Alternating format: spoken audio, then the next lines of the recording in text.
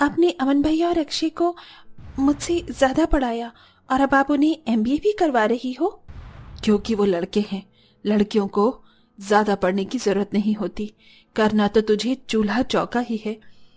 माँ, आप मुझ में और दोनों भाई में शुरू से ही फर्क करती आई हैं, क्योंकि वो लड़के हैं और मैं लड़की। काजल अपनी माँ से नाराज होकर अपने कमरे में जाकर रोने लगती है।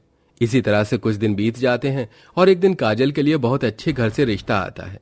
जैसे ही काजल को अपनी शादी की बात पता चलती है, वो एक बार फिर अपनी माँ से लड़ने लगती है। मुझे अभी शादी नहीं करनी, मुझे भी अपने भाइयों की तरह आगे पढ़ाई करनी है और नौकरी करनी है।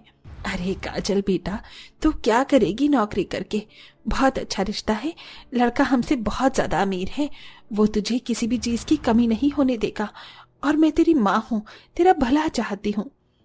पता नहीं माँ, पर आपकी भलाई मुझे अच्छी नहीं लगती है। काजल की माँ हमेशा की तरह आज भी काजल की नहीं सुनती और बहुत जल्द जबरदस्ती उसकी शादी रोहित नाम के एक लड़के से करवा देती है। रोहित बहुत अमीर था, पर उसे नशा करने की आदत थी। ऐसे ही एक दिन, आज फिर आप नशा करके आ गए। आप ये शराब छोड़ क्यों नहीं देते? इस नशे के चक्कर में आप पहले ही कंपनी का काफी नुकसान कर चुके हैं, ऐसे हमारी कंपनी डूब जाएगी। अब तो जैसी 10वीं पास लड़की मुझे बताएगी कि मुझे अपनी कंपनी कैसे चलानी है, हाँ? अरे एम्प्लॉइज को लालच देना पड़ता है, तब जाकर वो काम करते हैं। जब ससुर जी जिंदा थे तो उन्होंने कभी नशे को हाथ नहीं लगाया। इस वक्त कंपनी काफी अच्छी तरीके से चल रही थी, पर आप क्यों नहीं चला पा रहे बिना पिए कंपनी? या यूं कहें कि आपको नशा करने की आदत है। तू बहुत ज्यादा बोलती है, शायद इसीलिए तेरी माँ ने इतनी जल्दबाजी में तेरी शादी कर दी और तुझे आगे पढ़ने नहीं दिया। पर मेरी किस्मत फूटी थी जो मैंने तुझ जैसी लड़की से शादी की। रोहित नशे में काजल को भला बुरा सुनाकर घर से चला जाता है। अपने बेटे को इस तरह गुस्से में जाता देख काजल की सास सुभद्रा उसके पास जाती है और उनके बीच की लड़ाई की वजह पूछती है। बहू, आज फिर रोहित गुस्से में घर से चला गया, तुम दोनों के बीच सब ठीक तो है? नहीं माँ जी, हमारे बीच में कुछ ठीक नहीं है और ना ही हमारी कंपनी में कुछ ठीक चल रहा है। रोहित जी बहुत ज्यादा नशा करते हैं और अब तो उन्होंने जुआ खेलना भी शुरू कर दिया है। वो पहले ही जुए में और नशे की हालत में कंपनी को काफी हद तक डुबो चुके हैं। मुझे तो डर है कि कहीं हम रोड पर ना आ जाएं। पता नहीं इस लड़के को क्या हो गया है। कितने विश्वास के साथ तेरे ससुर ने इसके हाथों में कंपनी सौंपी थी, पर इसने तो कसम खा ली है हमें रोड पर लाने की। वो तो मैनेजर शुक्ला अच्छे हैं जो तुझे कंपनी के बारे में सब बताते रहते हैं, वरना हमें तो कुछ पता ही न चले।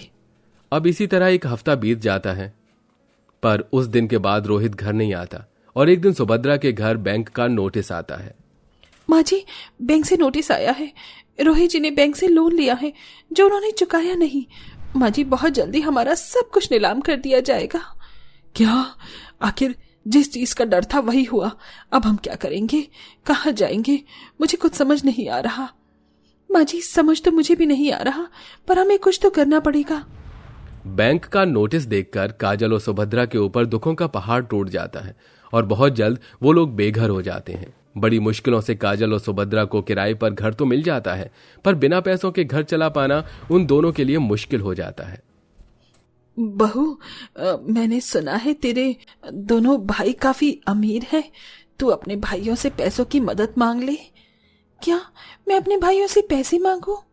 बहू, रोहित हमारा साथ छोड़कर भाग गया है। हम गरीब सास बहू के पास अब थोड़े ही पैसे हैं, वो भी 1 हफ्ते लायक। वो तो मकान मालिक अच्छा है जिसने बिना एडवांस लिए हमें घर किराए पर दे दिया, पर कभी ना कभी हमें उसका किराया तो चुकाना ही होगा और घर चलाने के लिए भी तो पैसों की जरूरत पड़ेगी। आखिर कब तक लोगों से मांग मांग कर काम चलाएंगे हम? आप शायद सही कह रही हैं माँ जी। बड़े भैया का तो पता नहीं, पर मेरा छोटा भाई मेरी मदद जरूर करेगा। मैं आज ही अपने छोटे भाई के पास जाऊंगी।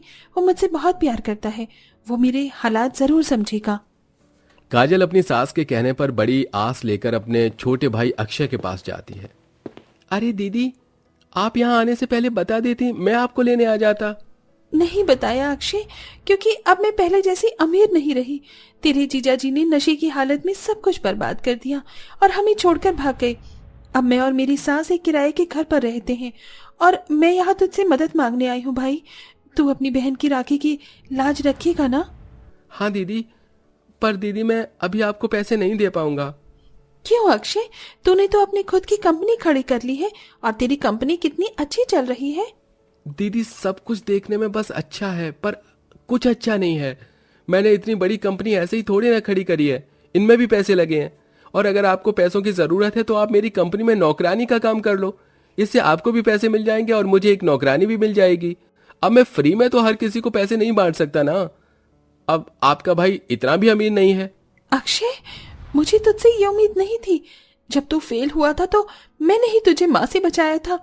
जब तूने ट्यूशन की फीस पार्टी करने में खर्च कर दी थी तो मैंने ही तुझे फीस दी थी।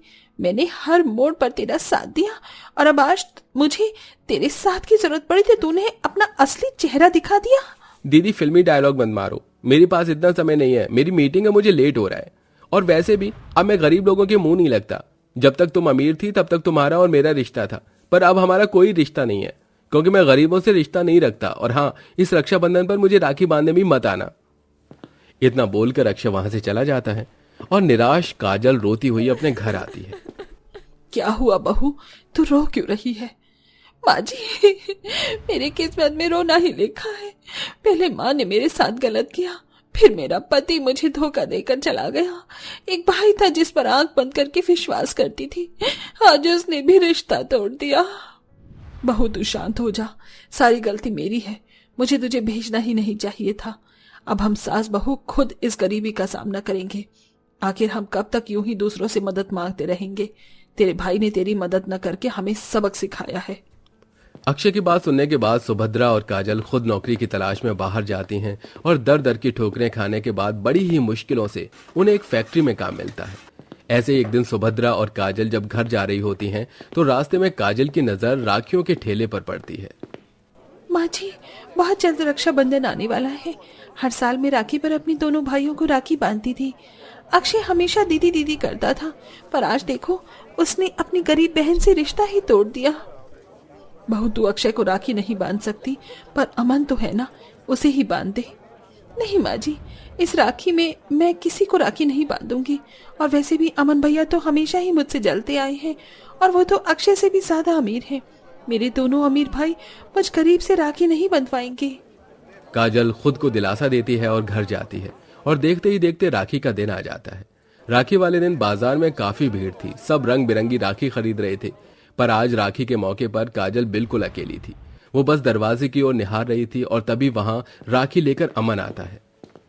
काजल, क्या तू मुझे इतना बुरा समझती है कि तू इस राखी मुझे राखी बांधने भी नहीं आई? तुझे पता है मैं तेरे घर गया था पर वहां ताला लगा था। फिर मुझे आसपास के लोगों से तेरे बारे में पता चला। काजल, तूने ये सोच भी कैसे लिया कि अक्षय की तरह तेरा ये अमीर भाई भी तुझसे रिश्ता तोड़ देगा? अमन को देख काजल की आंखों से आंसू निकलने लगते हैं और वो अपने भाई को गले लगाकर काफी देर तक रोती है। कुछ देर बाद वो अपने भाई को राखी बांधकर रक्षाबंधन के त्योहार को मनाती है और अपने भाई से कहती है, माफ करना भैया, मैं तुमसे नाराज थी, इसीलिए राखी बांधने नहीं आई। तुम्हारी बहन इतनी गरीब हो गई है कि वो अपने अमीर भाई को राखी बांधने से डरने लगी। काजल, मुझे दुख इस बात का नहीं है कि तू मुझे राखी बांधने नहीं आई, बल्कि दुख तो मुझे इस बात का है कि तेरे साथ इतना सब कुछ हो गया और तूने मुझे बताया भी नहीं। किस मुंह से बताती भैया, मैं डरती थी अपने अमीर भाइयों से मदद मांगने से। अपने भाई से मदद मांगने में डर कैसा? हाँ, और वैसे भी रक्षाबंधन का मतलब होता है कि भाई अपनी बहन की रक्षा करे, और जब मेरी बहन बुरे समय में है तो मैं उसकी मदद नहीं करूंगा तो और कौन करेगा? इसलिए अब तू इस किराए के घर में रहना बंद कर और मेरे साथ चल। तुझे आगे की पढ़ाई करनी थी ना, मैं तुझे आगे पढ़ाऊंगा और तुझे उस काबिल बनाऊंगा ताकि तू अक्षय को उसकी सही जगह दिखा सके। इतना बोलकर अमन काजल और उसकी सास को अपने साथ ले जाता है और अपनी बहन को आगे पढ़ाता लिखाता है, जिसके बाद काजल अपने सपने को पूरा करती है और अपने अमीर भाई की मदद से एक नए मुकाम पर पहुंचती है और अपने दूसरे अमीर भाई के साथ अपनी मां को भी दिखा देती है कि लड़कियां कुछ भी कर सकती हैं।